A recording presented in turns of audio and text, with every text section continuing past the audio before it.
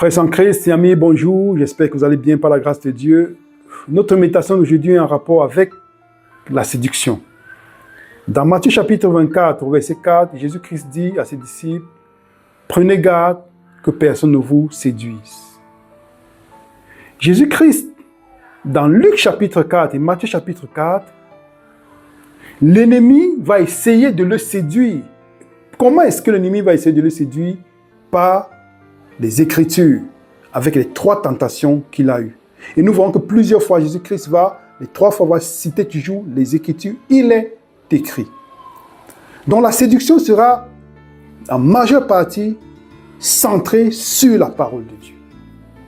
Et si nous allons ensemble, étant donné que la parole de Dieu est le pain de vie, si nous allons ensemble dans Jean chapitre 6, autant pour moi, lisons ensemble le verset 35. Jésus leur dit, « Je suis le pain de vie, celui qui vient à moi n'aura jamais faim, et celui qui croit en moi n'aura jamais soif. » Donc celui qui va à Jésus n'aura jamais faim, et celui qui croit en lui n'aura jamais soif. Et Jésus-Christ est le pain de vie. Dans la vie quotidienne, nous avons l'habitude de manger du pain blanc.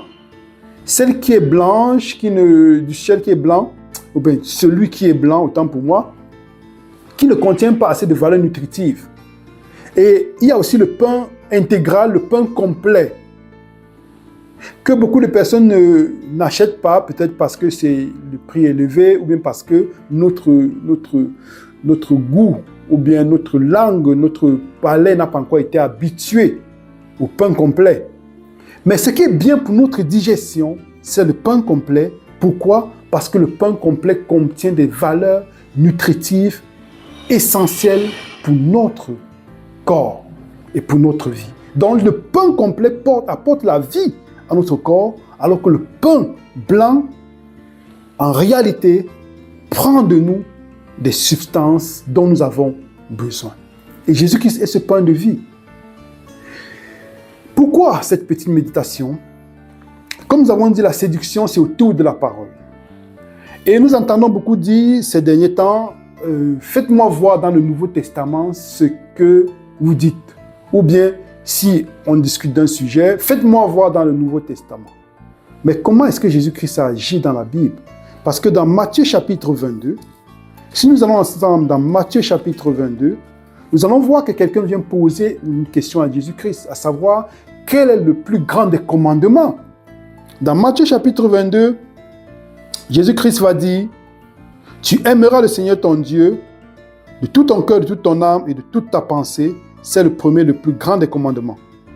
Et voici le second qui est semblable, « Tu aimeras ton prochain comme toi-même. » Et Jésus-Christ va conclure, il va dire, « De ces 2 commandements dépendent toute la loi et les prophètes. » Jésus-Christ ici ne dit pas, de ces 2 commandements dépendent le Nouveau Testament.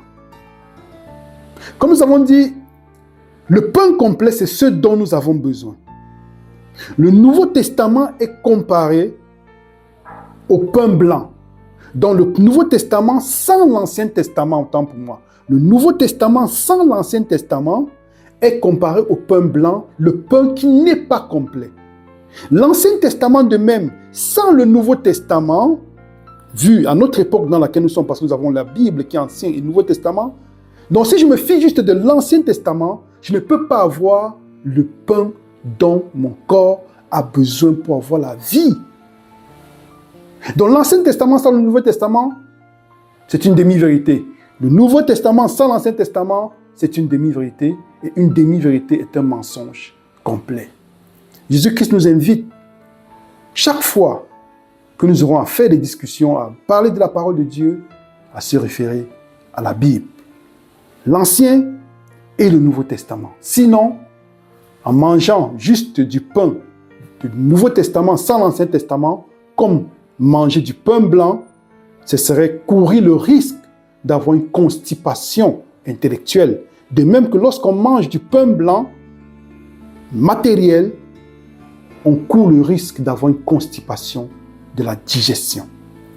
Donc, Dieu nous invite à manger du pain complet, Ancien et Nouveau Testament, et qu'on prenne l'habitude de dire, qu'est-il écrit que dit la Bible sur le sujet et non que dit le Nouveau Testament ou que dit l'Ancien Testament. Sinon, nous courons le risque d'être des chrétiens intellectuellement constipés. Que l'Éternel nous bénisse et vous bénisse en Jésus-Christ, notre Seigneur et Sauveur. Amen.